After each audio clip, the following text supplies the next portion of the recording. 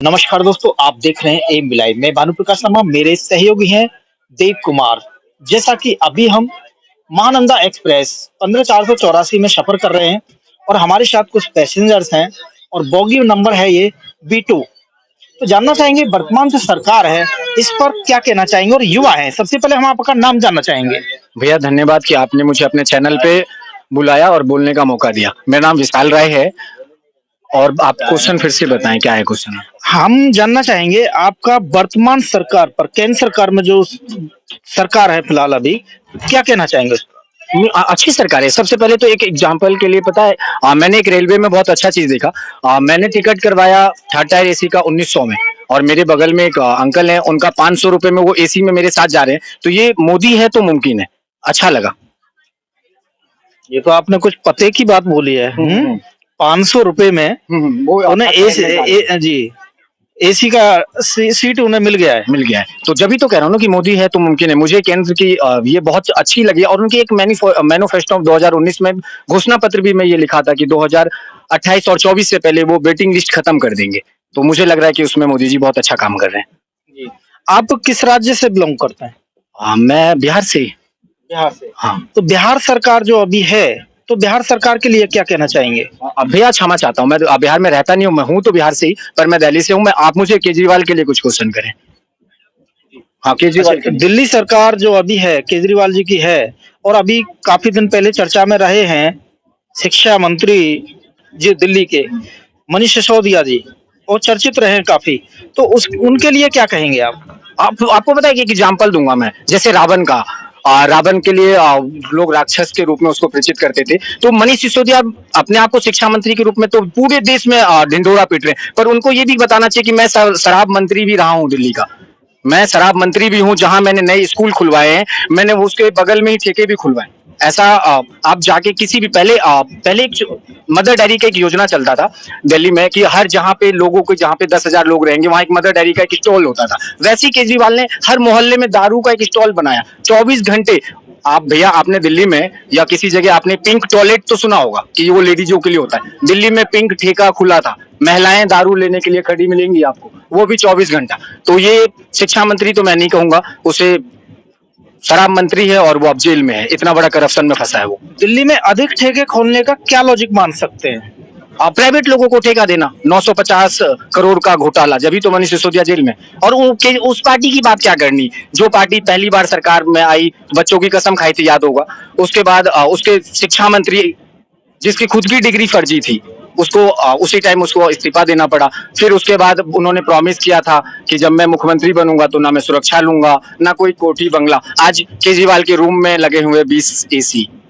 तो कितना आम आदमी से खास आदमी बनने में बहुत कम टाइम लगा, और केजरीवाल अब एक दिल्ली के मुख्यमंत्री हैं, लगना चाहिए उनके उसमें एसी लगना। एसी लगना कोई इतनी बड़ी बात नहीं है, लेकिन बात है कि दिल्ली में अधिक शराब के ठेके खुलना। दिल्ली में एसी लगना इसलिए बड़ी बात है क्योंकि यही केजरीवाल शीला दीक्षित के ऊपर बहुत ज्यादा क्वेश्चन करता था। ये तो पॉलिटिक्स है। नहीं, पॉलिटिक्स है तो आप क्या पहले शीला दीक्षित के बेडरूम को चेक करते थे क्या? केजरीवाल तो ये भी बोलते थे कि किसी प्रकार की कोई सिक्योरिटी नहीं होनी चाहिए, कोई गाड़ियां नहीं होनी चाहिए, लेकिन वो तभी ले रहे हैं। कथनी और कटनी में बदला तो सही ना, तभी तो हम लोग क्या बताएं, गिरगिट से ज्यादा रंग कोई बदलता है तो हमारा मुख्यमंत्री। जैसे दिल्ली में ये ठेके जो अधिक खोले गए हैं, अधिक शराब बेचना, दिल्ली की आय को बढ़ाना इनका मकसद मान सकते हैं, या हर नुक्कड़ पे शराबी इन्हें दिल्ली में अधिक पैदा करना, इसका इनका ये मकसद मान सकते हैं? नहीं, ठेका खोलना और शराब बाय वन गेट वन, इसलिए क्योंकि पंजाब में चुनाव जीतना था। सबसे फर्स्ट उनको पंजाब में चुनाव जीतना था। जो यहाँ से पैसा मिला वो सारा पंजाब में यूज किया गया, गोवा में यूज किया गया। और दूसरी बात, आपने इनकम पूछा, मैं कहता हूँ कि एक लीटर पहले दिल्ली में अगर शराब बिकता था तो हम लोग 200 कुछ रुपए कमाते थे। अब 3 लीटर पानी बेचने के बावजूद भी हम लोग 13 रुपए भी नहीं कमा पा रहे हैं। तो दिल्ली आने वाला दूसरा ऐसा पाकिस्तान बनने वाला है, फ्री के लालच दे देकर। और भैया, फ्री में किसको बिजली बिल नहीं आता? मैं तो खुद बिजली बिल भरता हूँ। मेरे पिछले महीने का बिल था 13,000 रुपए का, तो मुझे तो फ्री नहीं मिलता। आपको नहीं? आप रेंटेड है? आपका खुद का? हमारा अपना खुद का घर है और मेरा कोल रेंट, बिजली बिल देना पड़ता है। 13,000 रुपए मेरा बिल आया था पिछले महीने। पब्लिक को ऐसे बेवकूफ बनाया जा रहा है। अब मेरे को भरना पड़ रहा है तो जाहिर सी बात है कि उन लोगों को फायदा होता होगा जो बेचारा खुद का मीटर में और एक पंखा यूज करता होगा, जो घर में सुबह ये तय करते होंगे कि आज दिन के हम 2 यूनिट जलाएंगे। हमारे घर में ऐसा नहीं होता। अब हमारे घर में अगर यूज है तो यूज है, गीजर चलाना है तो चलाना ही पड़ेगा ना। गर्म पानी से नहाने की आदत है तो नहाएंगे उसी से। जी। अभी आप जो सफर कर रहे हैं महानंदा एक्सप्रेस में कर रहे हैं, जिसका नंबर है 15484, दिल्ली से चली है, तो आप कहाँ से बैठे हैं इस ट्रेन में? मैं दिल्ली से और खगड़िया तक जाऊंगा। मुझे बहुत अच्छा लगा, अच्छा भी लगा, कुछ कुछ चीजें बुरी भी लगी। उस पर थोड़ा सा पीयूष गोयल जी को और हमारे इन सभी विभागों के लोगों को ध्यान देना चाहिए। जैसे कि अगर इन्होंने शिफ्ट किया स्लीपर क्लास वालों को, तो उनको यहाँ एक तो या तो गेट पे कोई सिक्योरिटी पॉइंट रखना चाहिए था, क्योंकि बार बार गेट ओपन करना जाना, तो हम लोग को तो दिक्कत हो रहा है। मुझे जलन नहीं हो रहा, पर दिक्कत हो रहा है कि मैं 1900 देकर भी जर्नल जैसा जा रहा हूँ। पैसेंजर तो उसे आना ही आना है इसमें, अब सिक्योरिटी वाला भी गेट खोलेगा। नहीं भैया, तो आप जानते हैं ना कि थर्ड टायर में एक बार हो गया बहुत हो गया, अब बार बार, और मेरा तो सीट भी गलती से यही है, तो यहाँ से इस वजह से बाकी बहुत अच्छा है। पैसेंजर तो ट्रेन की साफ सफाई पर अब क्या कहना चाहेंगे? नहीं अच्छा है, तो 10 में से 10 नंबर। 10 में से 10 10 पूरा दे रहे हैं 100%, क्योंकि जहाँ पहले पानी नहीं आता था, वहाँ आजकल देखता हूँ कि हैंड वॉश वगैरह भी है, तो बहुत अच्छा है। आप युवा हैं, युवा चिल्ला रहे हैं रोजगार नहीं है, रोजगार नहीं है, तो क्या वाकई रोजगार नहीं है? मेरे पास तो है, मैंने जितनी पढ़ाई की मुझे मेरे मन मुताबिक नौकरी मिली। अब किसी पे ऊपर कमेंट नहीं करना है, क्योंकि अब लोगों की क्वालिफिकेशन के ऊपर भी होता है। अब मैं अभी दिल्ली से जब आ रहा था, तो लोग एक मुझे उत्तर प्रदेश का बता रहा था कि मैं क्या कर रखा हूँ, बीटेक पता नहीं क्या कर रखा था, और वो एयरटेल की सिम बेच रहा है। तो भैया वो आप अपनी शिक्षा पे चिंता करे, एयरटेल कंपनी वाले तो रखेंगे ही ना, उनको सिम बेचना है। आपका कहना है जैसी जिसकी क्वालिफिकेशन है वैसा उसको रोजगार मिला हुआ है। बिल्कुल बिल्कुल मिला हुआ। और भैया नहीं मिला है तो इतने सारे आप देखो, सही हर कहीं पे भी मुझे नहीं लगता कि काम की दिक्कत है। अगर आपने सच में पढ़ाई की है और आपको जॉब करना है, तो जॉब है। और मोदी जी ने तो बहुत अच्छा स्कीम भी चला रखा है लोगों के लिए जो रोजगार करना चाहते हैं। 10,000 से लेके 50,000 रुपए तक बिना डॉक्यूमेंट्स लोन मिलता है, हर कोई जाके ले। पब्लिक तो चिल्ला रही है सिलेंडर बहुत महंगा हुआ है। हाँ, तो सैलरी भी उनके पति और उनके बेटों का बढ़ा है। ये सिलेंडर नहीं, जो गांव के लोग हैं, मजदूर लोग हैं, वो कौन सी सैलरी बढ़ा हुआ उनका? ठीक है, पहले वो किसान 13 रुपए में गेहूं बेचते थे, आज वो किसान 23 रुपए में गेहूं बेचते हैं, तो उनकी जो आय तो बढ़ी ना। अब एक चीज बताओ कि अगर गैस महंगा नहीं होता, मैं एग्जांपल दूंगा अपने गांव के ऐसे परिवारों का जिनका बेटा दिल्ली में तो रहता था, पर वो अपनी माँ को सिलेंडर खरीद के नहीं देता था, उसकी सूद अगर किसी ने ली तो मोदी ने ली ना, कि भैया वो दादी के आंख से जो आंसू गिरता था, आज वो आंसू नहीं है। तो थोड़ा चीज महंगा हो रहा है और अच्छा चीज आ रहा है, तो अच्छा है। वर्तमान सरकार से आप संतुष्ट हैं? 100%। मोदी 5 साल और भी रहे, मेरा तो यही कहना है। और भी रहे? हाँ 100%। और उसके बाद कोई विफल भी तो नहीं है।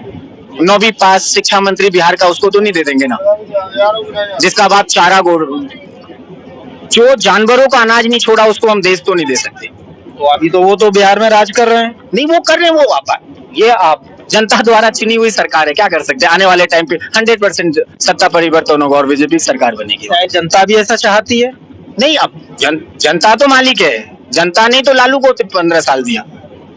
जो लालू कहता था, आप बताओ कि जब तक रहेगा समोसे में आलू, जब तक रहेगा बिहार में लालू ना। समोसे में आलू तो है, पर बिहार में लालू नहीं है, उसका बेटा है।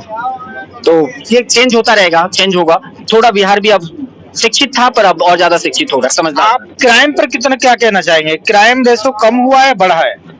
नहीं अच्छा है क्राइम, मेरे हिसाब से क्राइम जितना था उतना ही है, कम नहीं। मैं इस चीज में सरकार को नहीं कहूंगा, क्योंकि पहले भी लड़कियों के रेप होते थे, आज भी रेप होते हैं, पहले भी बहुत सारी चीजें थी, आज भी थे। मगर यह है कि लड़कियां आज के टाइम पे शिक्षित हो रही है, इस चीज में अच्छा है। अच्छा, हाँ इस चीज में अच्छा। तो दोस्तों हमारे साथ जिनका नाम है विशाल राय, और अभी ट्रेन में सफर कर रहे हैं, और भी जानना चाहेंगे साथियों से कि उनका क्या मत है वर्तमान सरकार के लिए। नाम क्या हुआ आपका? शशिकांत शर्मा। तो शशिकांत शर्मा जी, थोड़ा बताएंगे रेलवे की साफ सफाई पर क्या सुविधाएं अच्छी लग रही है आपको, नहीं लग रही है? रेलवे की साफ सफाई पर अच्छी ही लग रहा है एक तरफ से, क्योंकि हम लोग का वेटिंग में था, तो अब रिजर्वेशन एसी में आ गई। आपका वेटिंग में था और आप एसी में आ गए, तो आपने कितने रुपए से टिकट बुक किए थे? 620 रुपया लगा था मेरे को। यानी 620 रुपए में आप लगभग 1400 रुपए का आनंद ले रहे हैं। हाँ जी। दोस्तों जैसा कि आप सुन रहे हैं, इन्होंने टिकट जो बुक किया था 620 रुपए में, लेकिन आनंद ले रहे हैं लगभग ये 1400 रुपए का आनंद ले रहे हैं। ये B2 में एसी में सफर कर रहे हैं। तो रेलवे का सुविधा अच्छा लग रहा है आपको? हमको इस बात पे बहुत खुशी हो रहा है। बहुत खुशी हो रहा है। हाँ जी। बहुत अच्छे। आप कहाँ से बिलोंग करते हैं, किस राज्य से? बिहार से। तो बिहार सरकार के लिए कुछ संदेश देना चाहेंगे? सरकार को क्या कुछ नया करना चाहिए? युवाओं के लिए कुछ लेकर आना चाहिए, रोजगार क्या?